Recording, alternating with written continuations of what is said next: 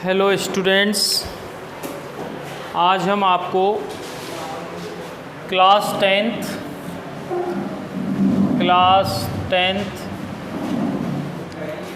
में tense chapter को जारी रखते हुए जो हमारा टेंस चल रहा था प्रेजेंट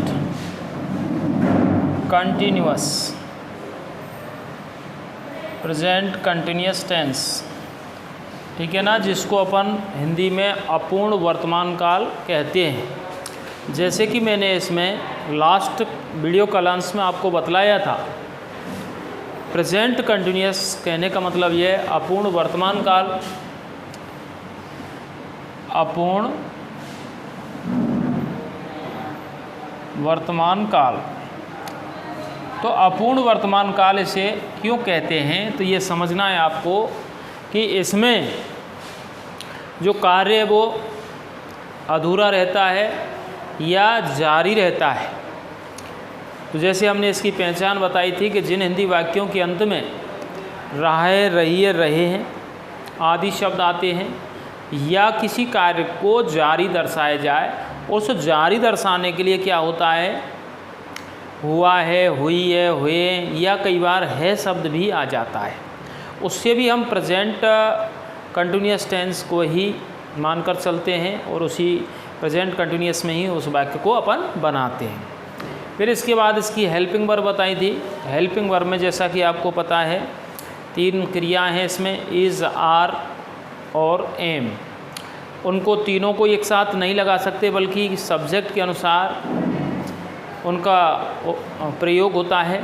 सिंगुलर सब्जेक्ट ही सीट नेम के साथ हम इज लगाते हैं, प्लूरल सब्जेक्ट यू देवी के साथ आर लगाते हैं, और केवल आई के साथ क्या लगाते हैं, अपन एम लगाते हैं। इसके बाद मेन वर्ब क्या होती है, तो कंटिन्यूअस टेंस जितने भी होते हैं, चाहे वो केवल कंटिन्यूअस है चाहे परफेक्ट कंटिन्यूअस है, हमेशा आईएनजी फॉर्म लेते हैं। किसी कार्य को जारी दर्शाने के लिए हमें वर्ब की फोर्थ फॉर्म को इस्तेमाल करना होता है। तो बी फोर्थ जिसको कहते हैं, अर्थात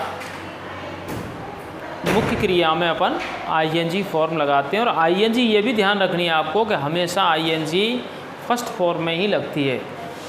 एक वाक्य आपको बतलाया था, उसके सकारात्मक नकारात्मक प्रश्नवाचक एक ही वाक्य को बदला था।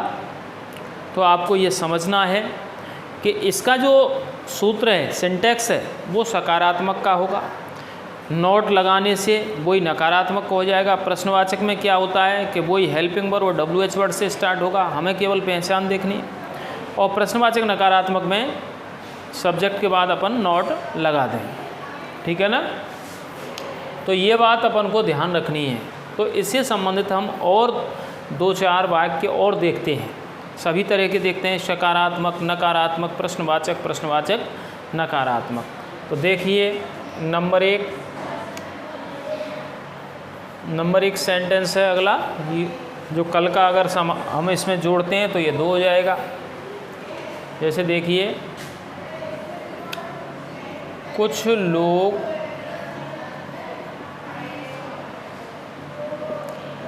सड़क पर दौड़ रहे हैं। कुछ लोग सड़क पर दौड़ रहे हैं। तो देखिए, अकर्मक क्रिया है दौड़ना, जिसको रन कहते हैं। रहे हैं पहचान है, क्रिया आपके लिए बन गई दौड़ना।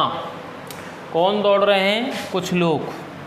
कहाँ दौड़ रहे हैं, सड़क पर, तो ये प्लेस हो गया। तो यहाँ पर हम इसको एज ए सब्जेक्ट लगाएंगे, सम पीपल। अब सम पीपल जो सब्जेक्ट है वो कैसा है, सिंगुलर है, प्लूरल है, प्लूरल है। तो इसलिए हम वर्ब जो इस्तेमाल करेंगे या वर्ब का प्रयोग करेंगे वो आर लगाएंगे। Some people are running on the route, ठीक है ना। नंबर 2, सेंटेंस नंबर 2 देखें।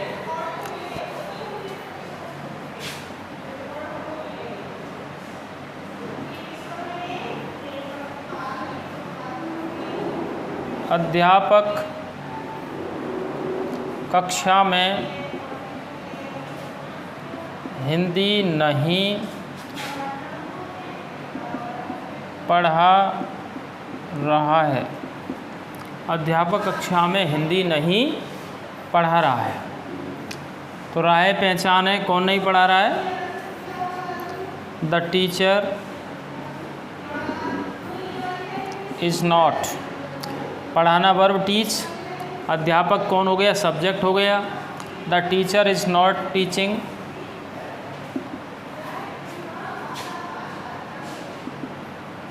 Hindi in the class. इस तरीके से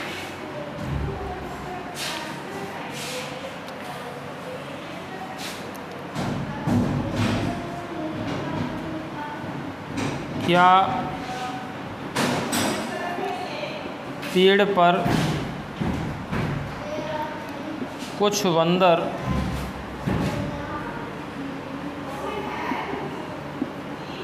बैठे हुए हैं? क्या पेड़ पर कुछ बंदर बैठे हुए हैं?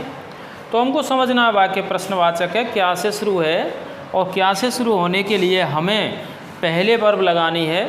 तो इसमें बैठना क्रिया हो गई, कौन बैठे हुए हैं? कुछ बंदर बैठे हुए हैं। कहाँ पर बैठे हुए हैं? पेड़ पर।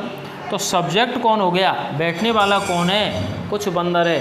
तो यहाँ पर कुछ बंदर हैं, वो आर सम मंकीज,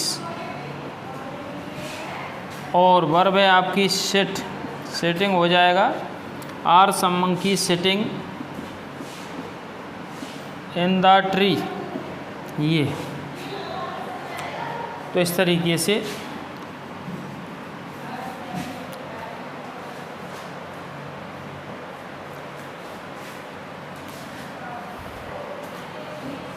ठीक है। तो यहाँ पर आपको ये भी देखना है कि रन और सिट वर्ब में डबल अक्षर हो जाता है आईएनजी लगाते समय, ठीक है ना।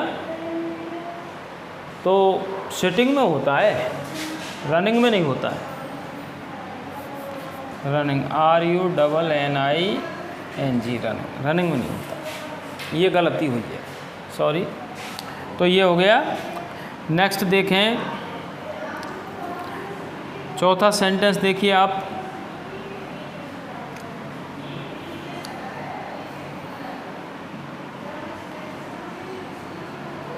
तुम्हारा भाई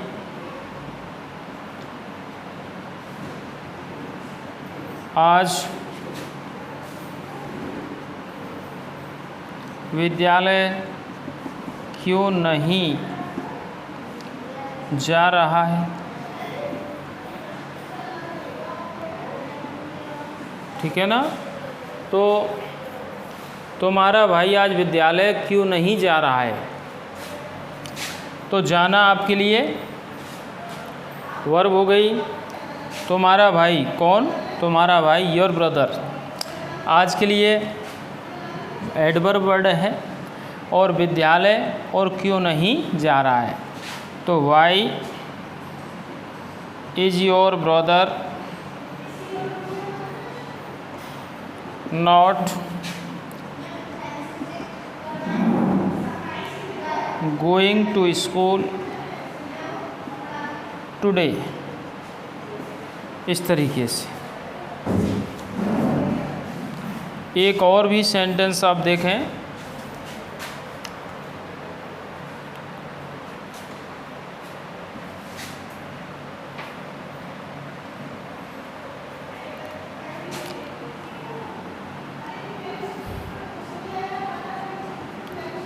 राम कमरे में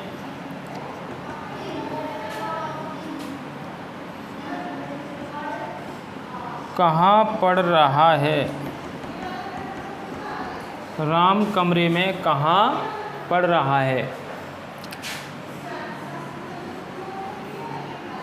Where is Ram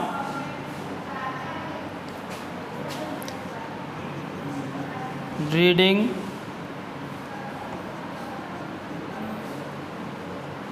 in the room? Where is Ram reading in the room? तो ये आपके एक सामान्यतः वाक्य हैं आपके, जो आपको समझने हैं और ध्यान देना है इन पर। और इस तरीके से हमारा सामान्य प्रेजेंट कंटिन्यूअस टेंस कंप्लीट हो जाता है। ठीक है, कोई भी वाक्य और जो नियम हैं आपके अन्य नियमों को आप और फॉलो कर सकते हैं, जैसे कि आपको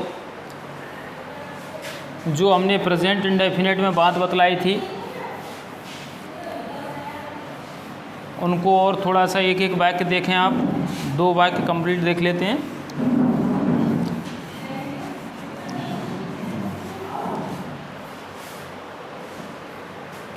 जैसे सेंटेंस है आपका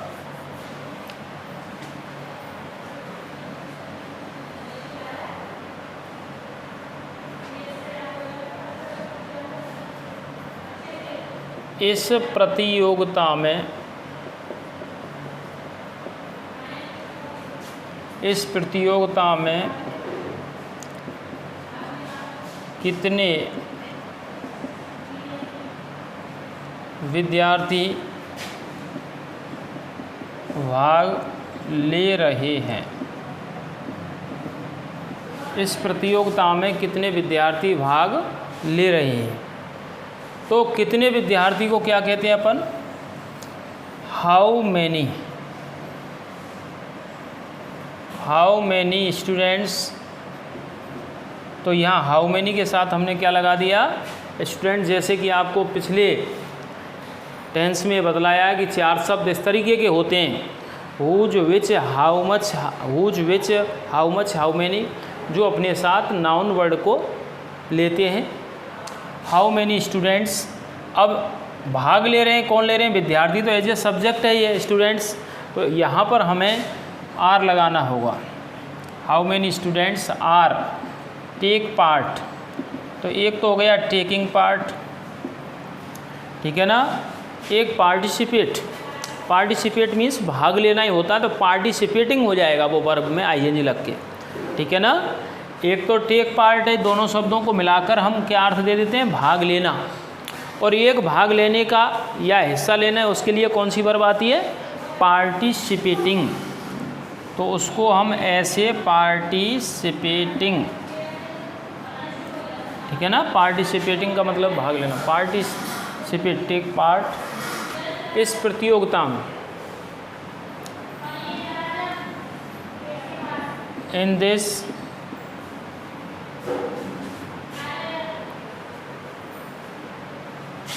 दिस कॉन्टेस्ट। प्रतियोगिता को क्या कहते हैं? कॉन्टेस्ट। खेल प्रतियोगिता के लिए टूर्नामेंट ले लेते हैं, ट्रॉफी ले लेते हैं। तो कॉन्टेस्ट भी अपने आप में सी स्मॉल ही बनाना कैपिटल ने, तो कॉन्टेस्ट कहते हैं प्रतियोगिताओं। तो ये आपका एक लास्ट सेंटेंस और देख लें आप।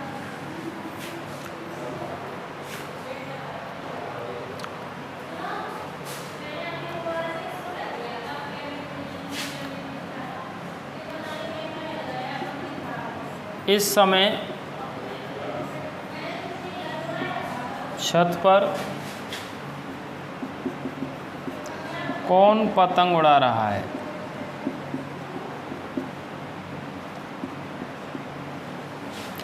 तो ये भी प्रश्नवाचक है, इसमें कौन आया है?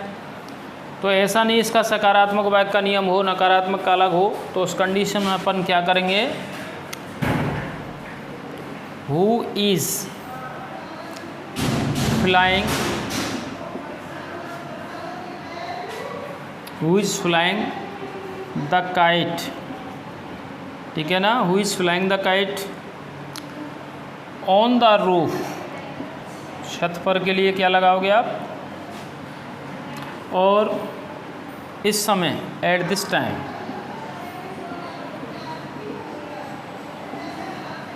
Who is flying the kite on the roof. तो यहाँ पर हम ये भी लगा सकते हैं और दा भी लगा सकते हैं। ये हमारी स्थिति है कि हम दा लगाएंगे तो कोई विशेष है, और ये लगाएंगे तो कोई भी है। फ्लाइंग ए काइट हो सकता है और फ्लाइंग द काइट है। तो यहाँ पर हमने दा लगाने से ये स्थिति आती है कि हमें उस पतंग के बारे में पता है कौन सी पतंग उड़ा रहा है, और ये लगाने से एनी हो जाता है, कोई भी हो जाएगा, ठीक है ना। तो इस तरीके से हमने 5-7 जो भी ये सेंटेंस बनाना सीखा है वो आप ध्यान रखें। कोई सूत्र का हम इसमें सहारा नहीं लेते हैं, और अगला टेंस पढ़ेंगे अब प्रेजेंट परफेक्ट टेंस। कौन सा टेंस पढ़ोगे अब? Present perfect tense.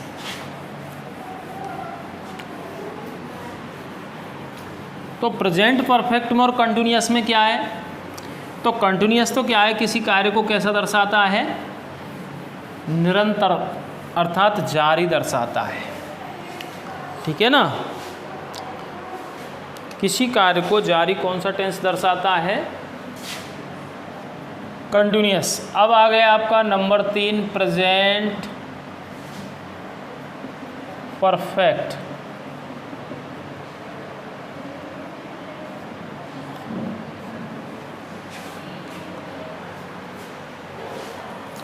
Present perfect tense अर्थात इसको आप बोलोगे पूर्ण वर्तमान काल।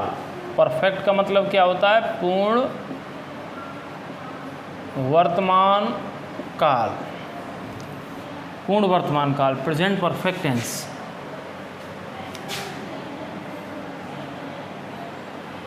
तो इस टेंस के अंदर क्या होता है कि किसी कार्य का पूर्ण होना दर्शाया जाता है। पूर्ण होना कैसे दर्शाया जाता है?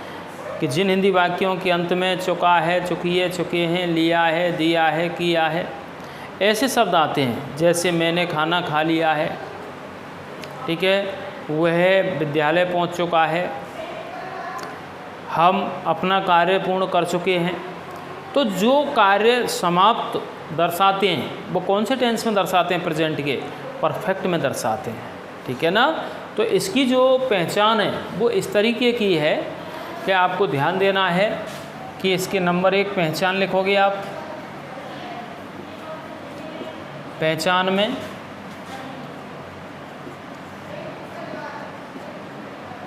जिन हिंदी वाक्यों के अंत में चुका है, चुकी है, चुके हैं, चुका हूँ,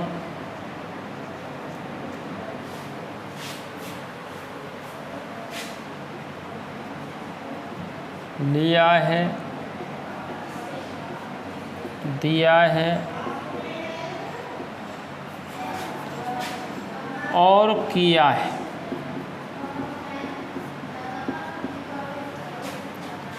आदि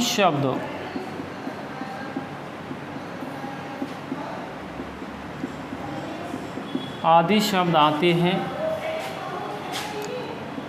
तो वह प्रेजेंट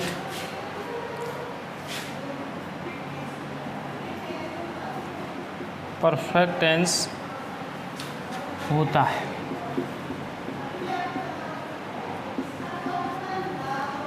अर्थात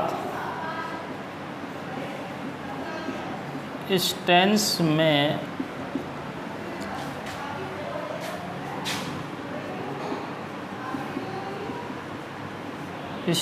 वर्तमान काल में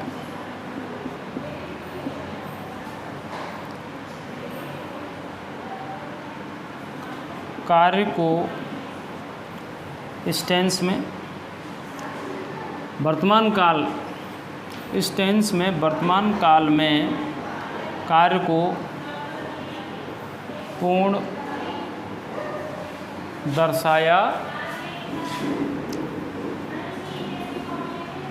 जाता। तो इस टेंस का मतलब वर्तमान काल में कार्य को कैसा दर्शाया जाता है? पूर्ण दर्शाया जाता है। अर्थात जो कार्य करने वाला होता है वो कर चुका होता है। तो एक सामान्य पहचान है इसकी। और सामान्य पहचान क्या है? जिन हिंदी वाक्यों के अंत में चुका है, चुकी है, चुके हैं, चुका हूँ, लिया है, दिया है और किया है आदि शब्द आते हैं तो प्रेजेंट परफेक्ट टेंस होता है। अर्थात इस टेंस में वर्तमान काल में कार्य को पूर्ण दर्शाया जाता है। ठीक है ना? नंबर 2 हम जो पढ़ेंगे वो क्या पढ़ेंगे अब? Helping verb. और हेल्पिंग वर्ब सहायक क्रिया अर्थात HV। और HV क्या है इसमें? Has oblique have. अब जब दो सहायक क्रिया हैं तो स्वाभाविक है हमें ये सोचना पड़ता है कि हम हैज कब लगाएं और हैव कब लगाएं। हैज हैव को दोनों को ही समझना पड़ता है। तो हैज हैव की कंडीशन जो होती है वो ये होती है, नोट डाल के आप लिखोगे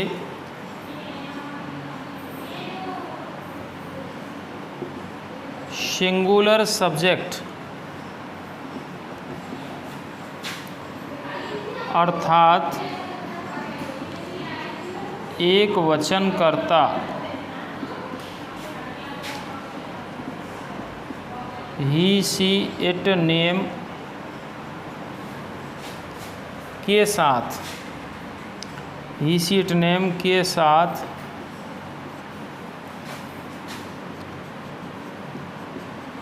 हैज लगाते हैं और बहुवचनकर्ता आयु दे वी के साथ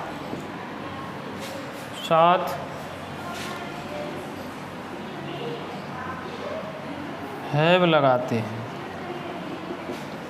ठीक है ना, हैव लगाते हैं। तो एक वचनकर्ता ये आपको प्रतीकात्मक दिए कि ही सी इट नेम तो एक वचन है ही है, इसके अलावा और भी कोई एक का प्रतिनिधित्व करता है और कोई शब्द है जो एक के लिए इशारा करता है वो एक वचन ही होता है। और बहुवचनकर्ता आयु देवी के साथ क्या लगाते हैं हम, हैव लगाते हैं। अब तीसरी जो बात आती है वो क्या है, मेन वर्ब। तो मेन वर्ब क्या है, जिसको आप क्या कहते हो, शॉर्टली एमबी या मुख्य क्रिया। तो जो भी परफेक्ट टेंस होता है, हमेशा ध्यान रखें केवल जो परफेक्ट टेंस होता है उसको परफेक्ट में हमेशा थर्ड फॉर्म का प्रयोग करते हैं। परफेक्ट में हमेशा किसको इस्तेमाल करते हैं, थर्ड फॉर्म। तो एमबी थर्ड फॉर्म, कौन सी फॉर्म, थर्ड फॉर्म। अब ये तीन बातें हमें क्लियर यदि हैं, तीन बातें कौन सी, पहचान है, हेल्पिंग वर्ब है और मेन वर्ब है। पहचान क्लियर हो गई, हेल्पिंग वर्ब हैज हैव है और एमबी थर्ड फॉर्म। ये बिल्कुल रटना होता है हमें। जब कोई टेंस क्लियर है तो टेंस में कभी भी आपको प्रेजेंट परफेक्ट टेंस का नाम बोला जाए तो तुरंत तुम्हारे दिमाग में आना चाहिए कि has have plus third form. या हमको किताब पढ़ते समय या कोई सेंटेंस पढ़ते समय has have plus third form नज़र आता है तो वो निश्चित रूप से कौन सा टेंस है, प्रेजेंट परफेक्ट टेंस है। तो एक बार और गौर करें कि पहचान, उसके बाद सहायक क्रिया हैज हैव कैसे लगाते हैं। हैज हैव को एक वचनकर्ता के साथ हैज लगाते हैं, बहुवचनकर्ता के साथ क्या लगाते हैं, हैव। एक वचनकर्ता कौन से हैं जो अधिकांशतः हमें प्रयोग में लेने होते हैं, ही सी इट नेम एक वचन होते हैं और आयु देवी बहुवचनकर्ता होते हैं। फिर मेन वर्ब क्या है, मेन वर्ब की कौन सी फॉर्म लगाते हैं अपन, थर्ड फॉर्म लगाते हैं। तो इस तरीके से हमें ये टेंस की मुख्य तीन बातें क्लियर हुई। अब वही बात आ जाती है कि वाक्य से कर्ता क्रियाक्रम तलाशना और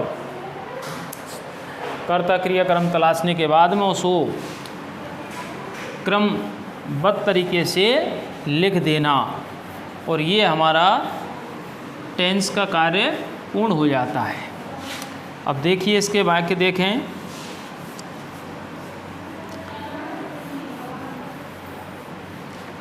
देखिए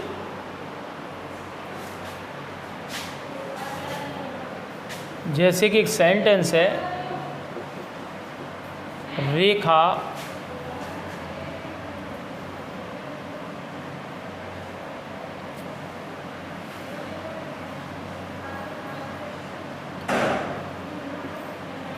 अपने बारे में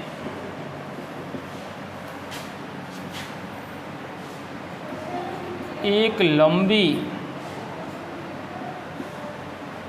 कहानी लिख चुकी है।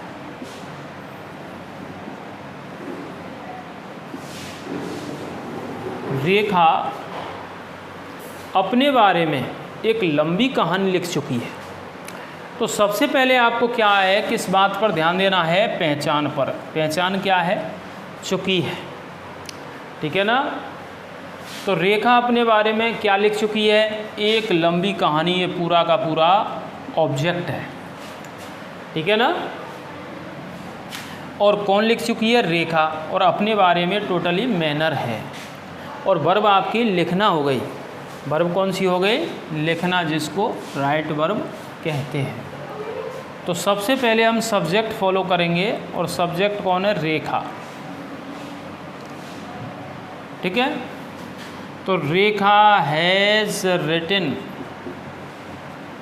रेखा हैज़ रिटन, भाई एक वचन है तो हैज़ लगा दिया। अब मुख्य क्रिया की थर्ड फॉर्म है, थर्ड फॉर्म होते समय इसमें डबल टी हो जाता है, रिटन, जबकि राइटिंग में डबल टी नहीं होता। तो Rekha has written a long story, अपने बारे में, अबाउट हर, ठीक है ना। अब अबाउट हर, अपने की अंग्रेजी अपने आप में कोई फिक्स नहीं होती, जो सब्जेक्ट होता है उसी के अनुकूल हमें अपने की या तो प्रपोजिशन के साथ हमें ऑब्जेक्ट लगाना होता है, और प्रपोजिशन अगर नहीं है तो हमें उसका पजेसिव प्रोनाउन लगाना होता है। अब जैसे अपने की अंग्रेजी यहाँ नहीं है, दूसरा वाक्य और देखोगे आप समझ जाओगे उस कंडीशन को कि अपने से क्या कहते हैं। ऐसा नहीं कि अपने को हम फिक्स कर दें कि सब अपने को माई कहते हैं या योर कहते हैं, अवर कहते हैं, ऐसा कुछ नहीं है, ठीक है। अब इस वाक्य को जब हम नेगेटिव स्वरूप देंगे तो कैसे लिखेंगे इसको, Rekha has not written a long story about her. अब इसको प्रश्नवाचक में देंगे तो हैज़ को आगे ले लेंगे, क्या से शुरू हो जाएगा हिंदी में वाक्य, has Rekha written a long story about her. और दूसरा होगा हैज़ रेखा नॉट रिटन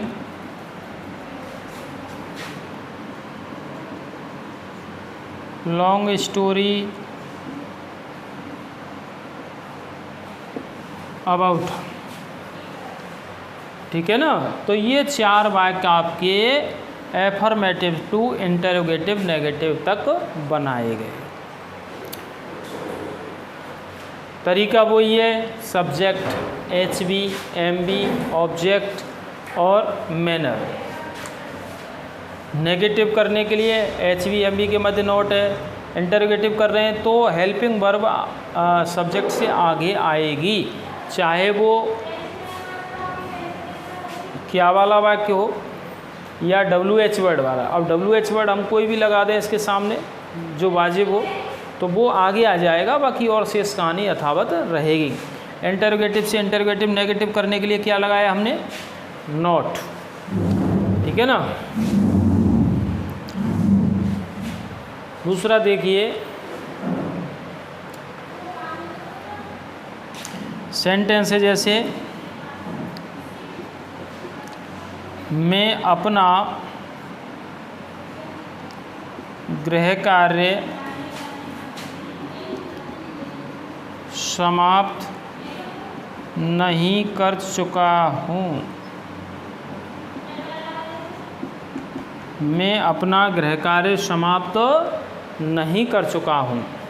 तो देखो चुका हूँ तो पहचान हो गई, और समाप्त करना, कई बार डबल शब्द को जोड़कर हम एक ही वर्ब में उसका अर्थ दे देते हैं। तो समाप्त करना जिसको हम सामान्य रूप में क्या लेते हैं, फिनिश लेते हैं, ठीक है ना। लेकिन यहाँ पर फिर दोबारा से मैंने अपने और अपना शब्द लिया है। तो यहाँ समझना है आपको कि जब हमें एज ए ऑब्जेक्ट इस्तेमाल करते हैं तो पजेसिव प्रोनाउन आता है। कौन सा प्रोनाउन, पजेसिव। पजेसिव प्रोनाउन कौन से होते हैं, my, our, your, her, his, their, its. तो मैं का पजेसिव क्या होगा, माई होगा। यू का पजेसिव क्या होता है, योर होता है। लेकिन अगर हम प्रपोजिशन यूज कर रहे हैं उससे आगे, जैसे कि हमने यहाँ प्रपोजिशन किया यूज, अबाउट प्रपोजिशन है, तो अबाउट प्रपोजिशन है तो हम इसके लिए हर लगाएंगे, ऑब्जेक्ट लगाएंगे। हालांकि इसका ऑब्जेक्ट भी हर है और पजेसिव प्रोनाउन भी हर है, ये भी समझने की बात है। लेकिन ऑब्जेक्ट और पजेसिव प्रोनाउन में अंतर कैसे समझेंगे? जो ऑब्जेक्ट होता है वो तो अकेला आता है और पजेसिव प्रोनाउन हमेशा किसी के साथ चलता है। जैसे माई शब्द को कभी हम अकेला यूज नहीं कर सकते, उसके साथ माई होमवर्क लगाएंगे, हम माई फैमिली लगाएंगे। लेकिन मी को अकेला, ऑब्जेक्ट कौन सा है? मी है, तो मी को अकेला उपयोग करेंगे। जैसे ये सेंटेंस ऐसे होता कि मैं अपने बारे में एक लंबी कहानी लिख चुका हूँ, तो मैं के लिए मैं लगाता है यहाँ आई के साथ हैज़ नहीं आता, हैव आता। I have written a long story about me आता, ऑब्जेक्ट होता वो, क्यों? प्रपोजिशन के साथ ऑब्जेक्ट लगाते हैं। मैं अपना गृह कार्य समाप्त नहीं कर चुका हूँ, तो I have not finished my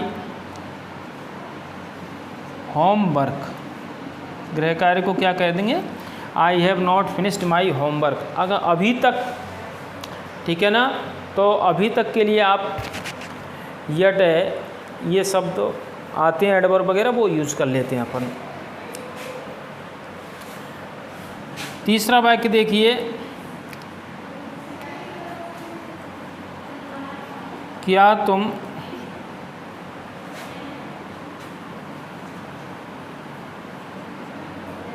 Taj Mahal को कई बार पहले ही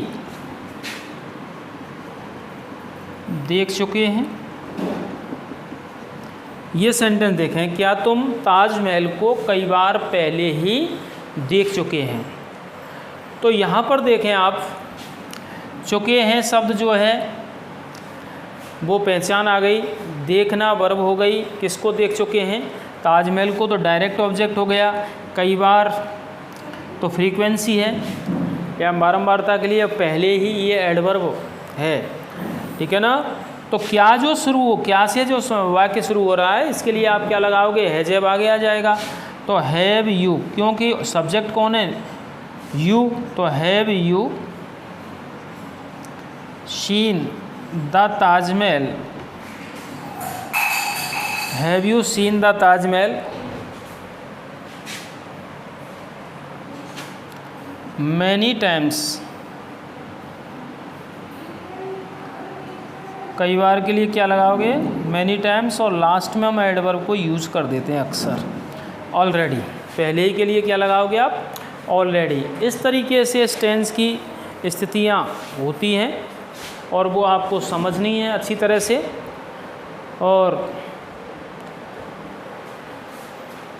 कौन सा वाक्य है, इस बात को अच्छी तरह ध्यान रखना है कि वाक्य अफर्मेटिव स्ट्रक्चर में जाएगा, नेगेटिव स्ट्रक्चर में जाएगा, या फिर आपका किस स्ट्रक्चर में जाएगा? Interrogative negative. तो 3 वाक्य हो चुके हैं, और भी वाक्य आप देखोगे।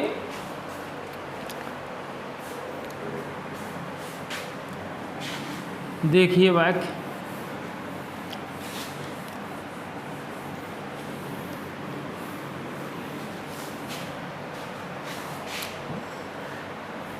तो वाक्य किस तरीके से हैं कि टेंस का जो नियम एक बार पकड़ में आ जाता है कि भाई हमें क्या कहाँ लिखना होता है, फिर हमारी वोकेबलरी की प्रॉब्लम होती है कि हम पर शब्द कितने आते हैं, और शब्द अगर हमसे है, फॉर्मूला हमसे है, तो फिर तो हमें कोई प्रॉब्लम होगी नहीं। ये है, और फिर सरल से सरल वाक्य आपको बतलाए जा रहे हैं, कोई कठिनाई भरी क्रियाएं या कुछ ऐसा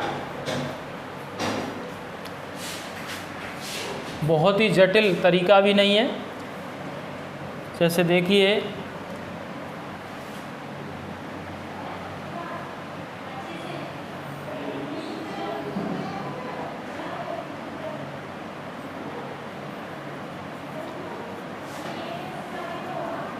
प्रधानाचार्य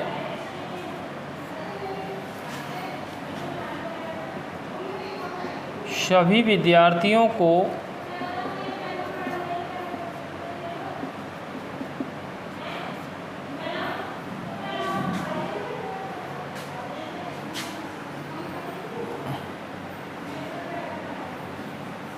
प्रधानाचार्य सभी विद्यार्थियों को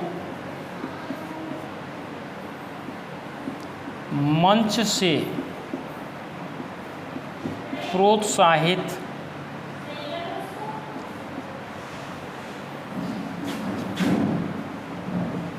क्यों कर चुका है, ये क्वेश्चन देखिए।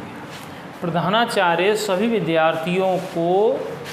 विद्यार्थियों को मंच से प्रोत्साहित क्यों कर चुका है, तो यहाँ पर वो ये प्रोत्साहित करना, ठीक है ना।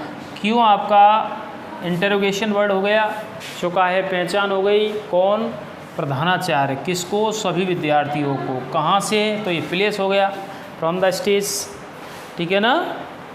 तो इस तरीके से अपन सबसे पहले हम WH वर्ड को यूज करेंगे। Why has the principal, why has the, क्यों WH वर्ड, उसके बाद हेल्पिंग वर्ब लगा दिया आपने, और सिंगुलर है तो वाई हैज़ द प्रिंसिपल, प्रोत्साहित करना, एनकरेज, एनकरेज्ड प्रोत्साहित करना होता है। मोटिवेट भी लगा सकते हैं आप, एक वर्ब है motivate, encourage, encourage all the students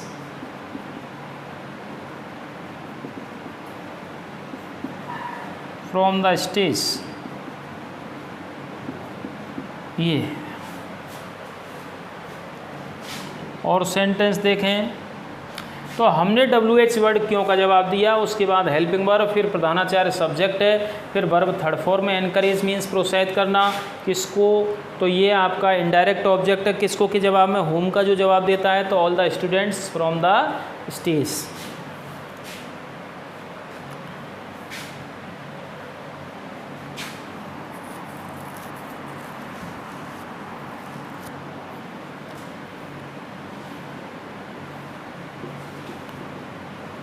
तुमने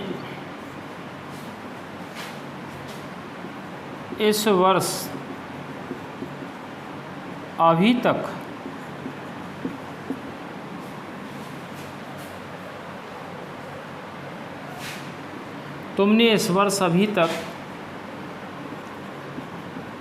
अपने बारे में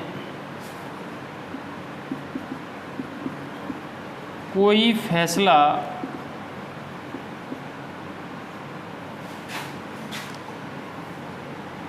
कैसे नहीं लिया है, कैसे नहीं, तो लिया है, दिया है, किया है, ये भी इसकी पहचान में आते हैं।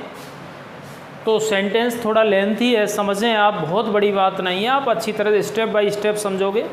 तुमने इस वर्ष अभी तक अपने बारे में कोई फैसला कैसे नहीं लिया है।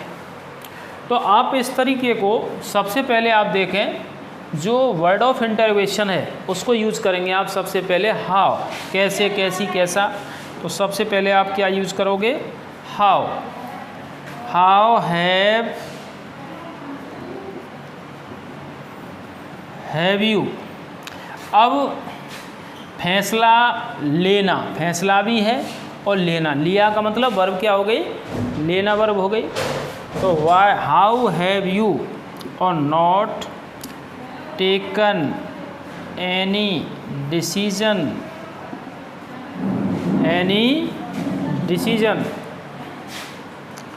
अबाउट यू, अपने बारे में, तो फिर अबाउट आ गया, फिर हम ऑब्जेक्ट लगाएंगे तो यू का सब्जेक्ट भी यू होता है और ऑब्जेक्ट भी। तो how have you not taken any decision about you this year yet, अभी तक के लिए क्या लगा दोगे आप, येट, येट मीन्स अभी तक। तो देखिए सबसे पहले हमने WH वर्ड को लगाया, उसके बाद सहायक क्रिया, सहायक क्रिया के बाद सब्जेक्ट है, वर्ड ऑफ नेगेशन है, फिर मुख्य क्रिया थर्ड फॉर्म में, क्या नहीं लिया, कोई डिसीजन, कोई निर्णय, तो एनी डिसीजन हो जाएगा, किसके बारे में, अपने बारे में, तो अबाउट यू आएगा, इस वर्ष के लिए दिस ईयर लगा दिया, और अब तक के लिए, अभी तक के लिए आप येट लगाओगे। तो इस तरीके से ये जो है हमको सबसे पहले यहाँ से लेकर के ये कहानी समझनी है कि भाई WH वर्ड लगा हुआ है, उसके बाद क्या लगा रहे हो आप, हेल्पिंग वर्ब, फिर सब्जेक्ट है कि नहीं, नॉट, टेक मीन्स लेने के अर्थ में टेक, टेकन, थर्ड फॉर्म आ गई टेक, टुक, टेकन है। फिर क्या नहीं लिया, तो क्या के जवाब में ऑब्जेक्ट है कोई फैसला, क्या नहीं लिया, तो एनी डिसीजन हो गया कोई के लिए। अब आ गया तुम अपने बारे में इस वर्ष और अभी तक, इसको आप सेटल कर दें, अबाउट यू। इसको हम ऐसे भी लिख सकते हैं this year about you yet, इसको पहले ले लें और इसको पीछे। तो ये बहुत बड़ी गलती नहीं मानी जाती है।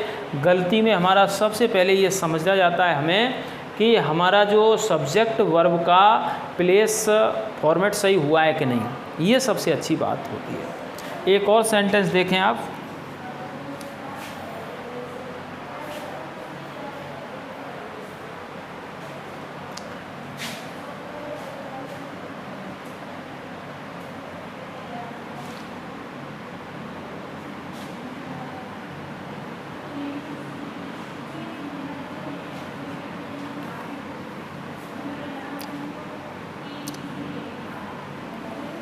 उसके माता पिता उसको क्या सलाह दे चुके हैं,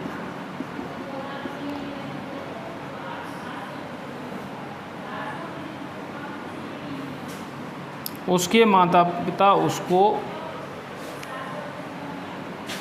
रुको इस सेंटेंस को ऐसे नहीं, उसके माता पिता उसको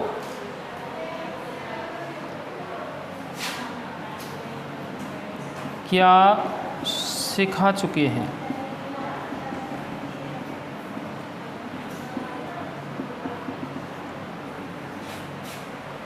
उसके माता पिता उसको क्या सिखा चुके हैं।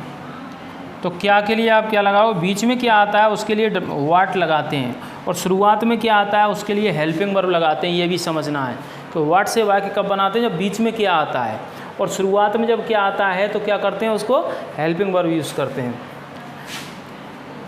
व्हाट हैव हिज पेरेंट्स, अब सिखाने के लिए टीच वर्ब, और टीच की थर्ड फॉर्म क्या हो गई, टॉट, उसको तो यहाँ पर हिज पेरेंट्स लिया है, taught him. What have his parent taught him, अर्थात उसके माता पिता उसे क्या सिखा चुके हैं।